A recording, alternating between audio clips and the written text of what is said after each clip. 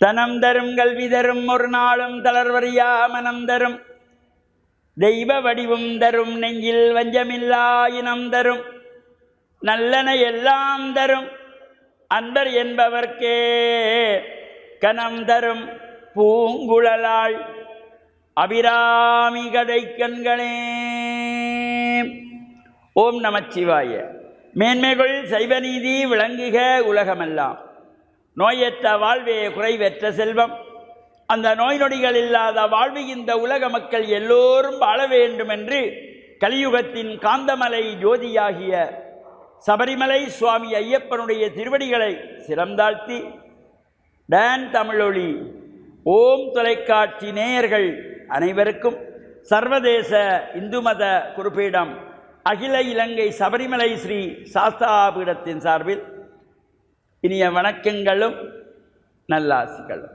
என்றும் மங்களகரமான விஸ்வாவசு வருஷம் தை மாதம் 3ஆம் நாள் 17/1/2026 சனிக்கிழமை. இன்று மலர்ந்திருக்கின்ற இன்றைய பொழுதும் நம் எல்லோருடைய வாழ்விலும் எல்லா விதமான சிறப்புகளும் வெற்றிகளும் கிடைக்க வேண்டும் என்று இறைவனை பிரார்த்தித்து இஷ்ட தெய்வங்கள் குலதெய்வங்களை வழிபாடு செய்து பெற்றோர்கள் பெரியோர்கள் குருவானவர்கள் ஆசிரியர்களையும் வணங்கி அவருடைய அன்பையும் ஆசியையும் பெறுகின்ற பொழுது எந்த நாளுமே நமக்கு நல்ல நாளாக அமையக்கூடியது. இன்று மந்த வாரம் என்கின்ற சனிக்கிழமை. இந்த மந்த வாரத்தில் எந்த ஒரு சுபகாரியமும் செய்யக்கூடாது. இறை வழிபாடுகள், சனீஸ்வர பகவானுடைய வழிபாடுகள், சனீஸ்வர பகவானுக்கு எள்ளெண்ணெய் தீபங்கள் ஏற்றுவது, விஷ்ணுவை வழிபாடு செய்வது, சபரிமலை ஐயப்ப சுவாமியை வழிபாடு செய்வது இவ்வாறு சிறப்போடு கூடியது. இப்பொழுது நமக்கு தை மாதம் மலர்ந்திருக்கின்றது என்று 3ஆவது நாள். பொதுவாகவே சொல்வார்கள் தை பிறந்தால் வழி பிறக்கும் என்று. வாழ்விலே நமக்கு நல்ல வழி ஒளிமயமான வாழ்வு கிடைப்பதற்கு இந்த தை மாதம் மலர்ந்திருக்கிறது. இந்த தை பிறந்த உடனேயே சுபகாரியங்கள் செய்வதற்கான ஏற்பாடுகள், ஒரு ஆலயத்திலே கும்பாபிஷேகம் செய்வதற்கு ஏற்பாடுகள் செய்வது, கிரகப்பிரவேசம் செய்வதற்குரிய ஒழுங்குகளை செய்வது, திருமணத்திற்கான ஜாதக பரிவர்த்தனை பண்ணிக்கொள்ளுவது, ஜாதக பொருத்தம் பார்ப்பது, முகூர்த்தத்துக்கு நாள் வைப்பது என்று இந்த சுபகாரியங்கள் ஆரம்பிக்கின்ற இந்த உத்தராயண காலம், இந்த தை மாதம். இவ்வாறு தை மாதத்தில் இது ஆரம்பித்துக் கொள்வார்கள். அவ்வாறு செய்யப்படுகின்ற பொழுதிலும் நாம் இந்த சனிக்கிழமை, செவ்வாய்க்கிழமை, வியாழக்கிழமைகளை சற்று தவிர்த்து கொள்ளுவது நம்முடைய முன்னோர்கள் வழி வழியாக கடைப்பிடித்து வந்தவை. இது சனிக்கிழமையிலே தான் கூடுதலாக நம்மில் பலர், அது பெண் வீட்டுக்காரராக இருக்கட்டும் மாப்பிள்ளை வீட்டுக்காரராக இருக்கட்டும், ஒரு முகூர்த்தம் வைப்பதற்கு நாம் ஒரு சோதரரை நாடி செல்லுகிறோம், அல்லது கோயிலில் உள்ள குருக்களையாவை நாடி எங்களோட கல்யாணத்துக்கு முகூர்த்தம் பார்க்க வேண்டும் செல்லுகின்ற பொழுது அவர்கள் சொல்லுகின்ற முதல் வார்த்தை, ஒரு லீவு நாளாக பாருங்கோ, விடுமுறை நாளாக பாருங்கோ, சொந்தங்கள் பந்தங்கள் உறவுகள் வர வேண்டும். சனிக்கிழமையில் கல்யாணத்தை வச்சா ஞாயிற்றுக்கிழமை வந்தவர்கள் நின்று போகலாம் என்ற எண்ணத்திலே தான் இந்த முகூர்த்தம் பார்க்கிறப்பவே சனி சனி என்று வாயிலே வந்துவிடும். சனிக்கிழமை சனிக்கிழமை சனிக்கிழமை பாருங்கன்வார்கள். ஒரு நாளும் சனிக்கிழமையிலே திருமணங்கள் செய்யக்கூடாது. அவ்வாறு சனிக்கிழமையிலே திருமணம் நடந்தால் அந்த குடும்பத்திலே நிம்மதி இருக்காது, சந்தோஷம் இருக்காது, மகிழ்ச்சி இருக்காது. வெளியிலே பார்க்கிற பொழுது சந்தோஷமாக இருக்கிற பொழுது தெரியும். அந்த சனிக்கிழமையிலே திருமணங்களோ எந்த சுபகாரியம் செய்யப்படாது. அந்த 1000 காலத்து பயிர் என்பார்கள். திருமணம் என்பது 1000 காலத்து பயிர். அதற்கு அந்த முகூர்த்தம் மிக மிக மிக முக்கியம். வாழ்விலே எங்கேயோ பிறந்து எங்கேயோ வளர்ந்து சகோதரங்களை விட்டு உறவுகளை விட்டு நண்பர்களை விட்டு பிறந்த மண்ணை விட்டு அந்த பொண்ணு மாப்பிள்ளை வீட்டுக்கு வருகிறாள். அவ்வாறு வருகின்ற பொழுது அந்த நேரம் நல்லதாக இருக்க வேண்டும். முகூர்த்தம் நல்லதாக இருக்க வேண்டும். அவ்வாறு நட்சத்திரம் இருவருக்கும் பொருத்தமானதாக இருக்க வேண்டும். இதற்குத்தான் முகூர்த்தம் பார்க்கணும். தவிர எங்களுக்கு விடுமுறை நாள் வேணும், லீவு நாள் வேணும், உறவுகள் வர வேண்டும் என்பதற்காக முகூர்த்தம் வைப்பதல்ல. இது தொடர்பாக இந்த திருமணங்கள், பொதுவான முகூர்த்தங்கள் தொடர்பாக தொடர்ந்தும் வருகின்ற நாட்களிலே சிந்திப்போம் என்று கூறி, டான் தமிழொலி ஓம் தொலைக்காட்சி நேயர்கள் அனைவருக்கும் சர்வதேச இந்து மத குறிப்பீடம் அகில இலங்கை சபரிமலை ஸ்ரீ சாஸ்தாபீடத்தின் சார்பில் நல்ல ஆசிகளை கூறிக்கொள்வதில் மகிழ்வு கொள்கிறோம். சர்வே ஜனாஹாம் சுகினோ பவந்து, சமஸ்த சன்மங்களானி சந்து. சுபம்.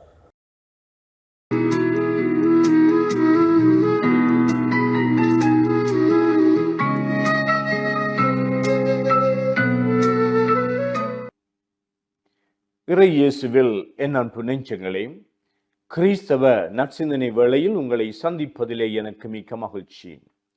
ஆண்டவர் இயேசுவின் அன்பும் அருளும் உங்கள் அனைவரோடும் இருப்பதாக. இறைவனுடைய அழைப்பு என்பது நாம் எங்களுடைய வாழ்வில் சுதந்திர மக்களாக, விடுதலை பெற்ற மக்களாக வாழ வேண்டும் என்பதுதான். கிறிஸ்துவினுடைய பணிகளிலே ஒரு மிகவும் முக்கியமான பணி, அசுத்த ஆவிகளினாலே பீடிக்கப்பட்டவர்களை இயேசு விடுவித்தார். அசுத்த ஆவிகள் மனித வல்லமைக்கு மேலாக செயல்படக்கூடிய சக்தி படைத்தவை. ஆனால் இயேசு தம்முடைய பணியிலே இந்த தீமையின் மீதும் அசுத்த ஆவிகள் மீதும் தனக்கு வல்லமை உண்டு என்பதை எண்பித்தார். அசுத்த ஆவிகள் கூட அவருக்கு அடிபணிந்து, ஏன் எங்களை தொந்தரவு செய்கின்றீர் என்று சொல்லி முறையிடுகின்றதை நாங்கள் பார்க்கின்றோம். எங்களுடைய அன்றாட வாழ்விலே எங்களுடைய மனித இயல்புக்கு, ஆற்றலுக்கு, திறமைக்கு அப்பாற்பட்ட ரீதியிலே நாங்கள் சில வேளைகளிலே இந்த தீமைகளை எதிர்த்து போராட வேண்டி இருக்கும். நன்மையை தேட விரும்பி நல்லவற்றை செய்து மகிழ்ச்சியோடு வாழ வேண்டும் என்று எங்களுக்கு விருப்பம் இருந்தாலும், எங்களுடைய நடத்தையை பார்க்கின்ற பொழுது நாங்கள் அசுத்த ஆவிகளினாலே பீடிக்கப்பட்டவர்களாக, அல்லது தீமையினுடைய வலைக்குள்ளே சிக்குண்டவர்களாக, தீமையை நாங்கள் விரும்பினும் விரும்பாவிட்டாலும் அவற்றையே நாடி அவற்றினாலே கவரப்படுகின்றவர்களாக இருக்கின்றோம். ஆனால் இந்த எங்களுடைய மனித ஆற்றல் மட்டும் எங்களுக்கு போதாது. நாங்கள் எந்த வேலையை செய்தாலும், நாங்கள் எந்த முயற்சியிலே இறங்கினாலும், எப்பொழுதும் கடவுளுடைய வல்லமை, இந்த விடயங்கள் எல்லாம், எங்களுடைய ஈடுபாடுகள் எல்லாம் நன்மையானதாக மலர வேண்டும் என்று எதிர்பார்த்து, இவையெல்லாம் நிறைவேற வேண்டும், ஒரு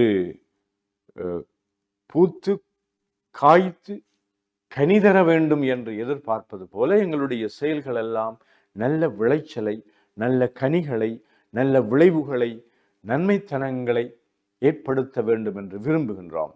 இதற்கு இந்த வழியிலே நாங்கள் வெற்றி காண்பதற்கு ஒரு மிகவும் முக்கியமான விடயம் என்னவென்றால், நாங்கள் இறைவனுடைய வல்லமையிலே நம்பிக்கை வைக்க வேண்டும். தீமையை நாங்கள் செய்யக்கூடாது என்று நாங்கள் தீர்மானம் எடுக்க வேண்டும். குறுக்கு வழிகளை நாடி எங்களுடைய லாபத்தை, எங்களுடைய தீர்மானங்களை நாங்கள் வெற்றிகரமாக நிறைவேற்ற வேண்டும் என்று எதிர்பாராமல், நாங்கள் கடவுளுடைய துணையோடு நாங்கள் நன்மையானவற்றையே விரும்பி நல்லதையே செய்து நாங்கள் நற்கனிகளை சுவைப்பதற்கு இறைவன் அருள் கூற வேண்டும் என்று இந்த நாளிலே நாங்கள் வேண்டி நிற்போமாக. ஆமென்.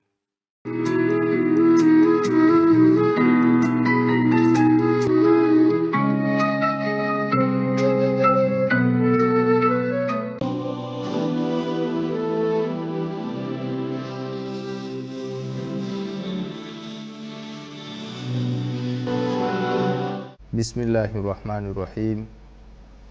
Alhamdulillahi Rabbil Alamin.